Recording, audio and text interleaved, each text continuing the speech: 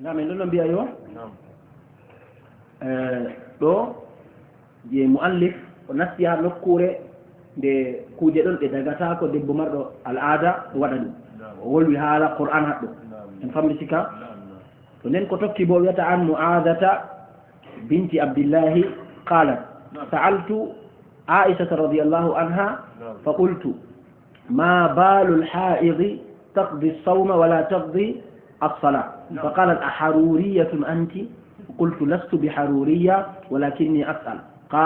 فقالت كان يصيبنا ذلك فنؤمر بقضاء الصوم ولا نؤمر بقضاء الصلاة حديث نقول له حديث عائشة من فهم ويتا معاذة ويتا معاذة دبون بنت عبد الله أنكم أنو لون تابعين كوي أنكم أنو مودي بوجون دبو من معاذة من modi bojo amma o wonande sahabu en kanko man do don der himbe be laaray annabi sallallahu alaihi wasallam o yidi be sahabu o jangi ha dubbe ande sahabu en der mabbe Aisha radiyallahu anha to kanko man do o don wato jawazna maani kuje godde masalan o don yaha famu ma ko to wanti ha hadith do nakita o yamata o yama hikima takam o jawmirawo to ha sharia meden do to debbon nafti nder yake al'ada mako to al'ada mako ta'i ɗo o yoɓan suumay o yoɓata julde na bannina o yi o faama hikima wan ɗume mi waɗi jawmirawo waɗi bannin o yoɓan suumay amma julde ka ɓe yafani mo o yoɓata en famri to nden Aisha bo nanema yake feere a yiyata modiɓɓe kamɓe ɓeɗo mari ɓeɗo sattina masine ɓe yimɓe je ɗo mara ƴamɗe je masalan ba toñare ni ha yakeji diina famrina malla ƴamɗe man ɗo to ɓe laari ƴamɗe man ɗo ɗum yimɓe on ɓe ɗon miiliɓe yimɓe selɓe on ƴamata irin ƴame man en janngino haɗo nde imam Malik fartino goɗɗo ha nder jalsa maako banni ha sonen basey fo meeɗi fartugo goɗɗo ha nder jalsa maako en famri ne ɓay ɗo fo bana cheikh Ousaymin rahimahullah ende feere goɗɗo ƴami waɗi ƴamol se wiyata mo wayne wi o wimo to a meeti ha dar seere am ɗo a wolu inde goɗɗo ni miɗo farte a warata a jannga a ƴamata ɗo a nanina o ɗo nani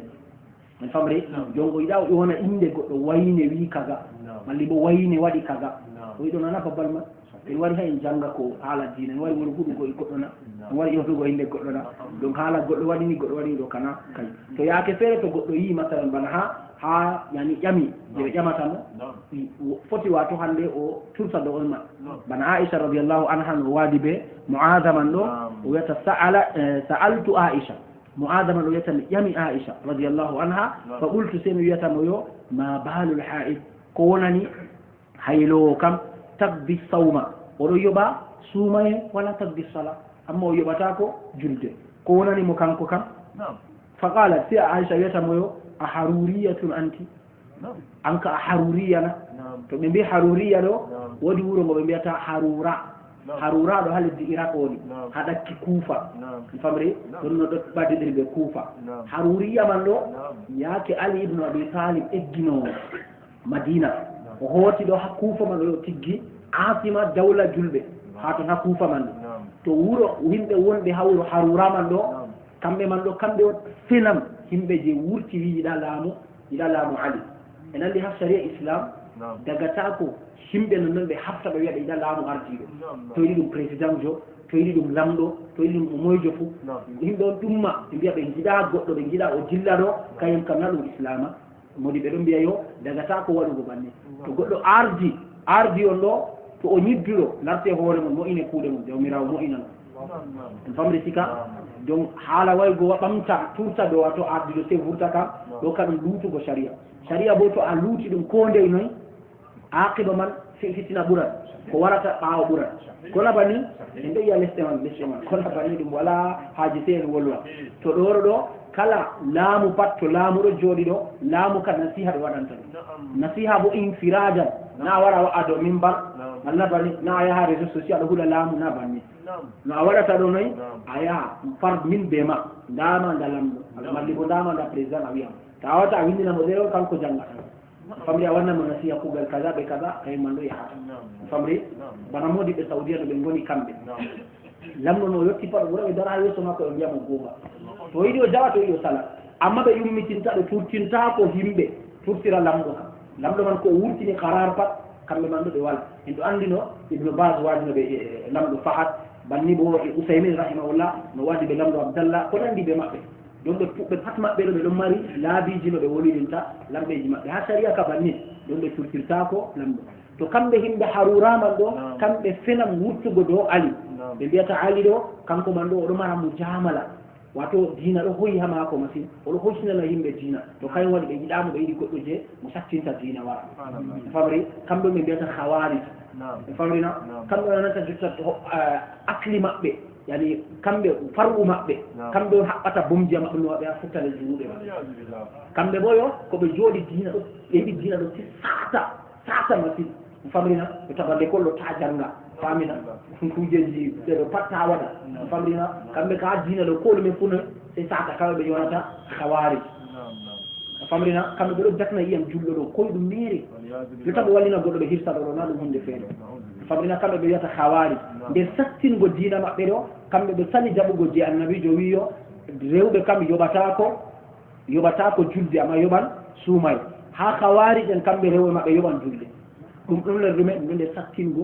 sattingo dina mino attirta julde o ella tayo ella manna itina o lornan julde mako kadi annabi jo awabatana subhanallah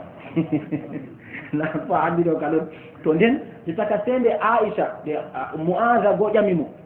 wiata moyo ditaka ko wadi minin kam be do umra amin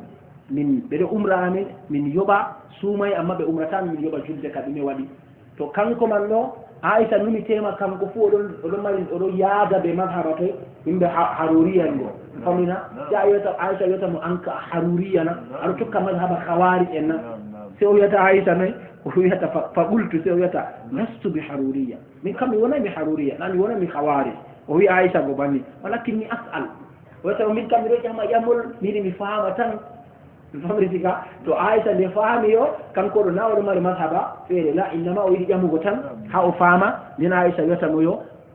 fa qala ta Aisha yota mo kana yusibuna dalika do man do dum do wafa amin no famina a haylaji man do dum no wafa amin no zaman annabi sallallahu alaihi wasallam o fa nu umaru min do umre be do umra amin bi qada'i sawm min yoba sumay wala nu'maru bi qada'i salat amma annabi jo umrata min yoba julde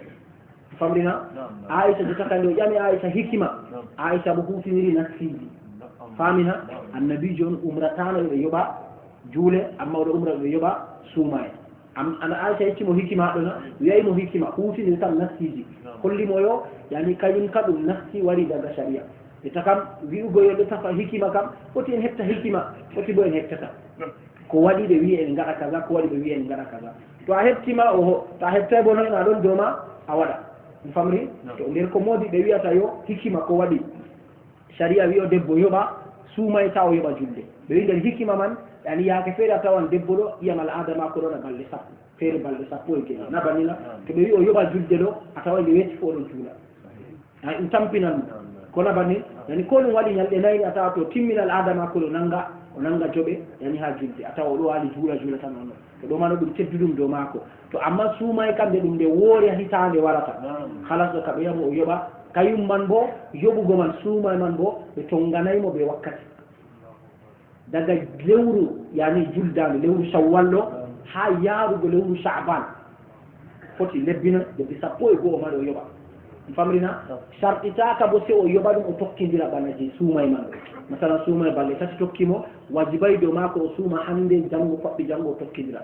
foti o lewru ndudo suma nyaldere wore pal lewru je warata do suma nyaldere wore lewru je warata do suma nyaldere wore o timmina suma e mako donc shartita do mako o tokkindira shartita do mako bo o yawna ngam Aisha radhiyallahu anha fillaha mako burna fu kanko jobe mako je lewru suma ha lewru sha'ban o yewata do to lewru wayrordu suma yani lewru man timmi suma ina sata burna fu hakko no yobata kanko jobe mako famri to do man do haalo kan Aisha ka wiyaymo e yani hikima inama Aisha ka wimo no nasiji tan hutinir nasiji nin kam yaake feere goddo foti hutinira nasiji ha famugo hikima to goddo dum mari nassi daga Allah mali daga annabi sallallahu alaihi wasallam umri hunde kaza mali hadi hunde kaza ko henitira do nassima ko hebay hikima ko wadi jawmira umri kaza mali ko wadi annabi jo umri kaza mali ma ko wadi annabi jo hadi kaza ko wadi Allah hadi kaza to heptima do kam kalmo beddata de itin goberne mako to heptay bo jab amma e mari qaida amma قاعدة عامة دو جومر سبحانه وتعالى ويتا ويحل لكم الطيبات ويحرم عليكم الخبائث دو تنهي إما جومر ويها قرآن يو kala ko umri ma pat ɗum boɗɗum ɗum nafete aduna kala ko haɗi bo pat kayum man ɗo ɗum ñiddu ɗum torrete bo to aɗo waɗa donc ɗum bustete ɗum torrete allah donc kala hunde nde jawmirawo haɗi ka pat loftu a laara to aɓe hakkilo aɗo de'itini a tawan noon ko jawmirawo umri ma pat ko nafete on a waɗa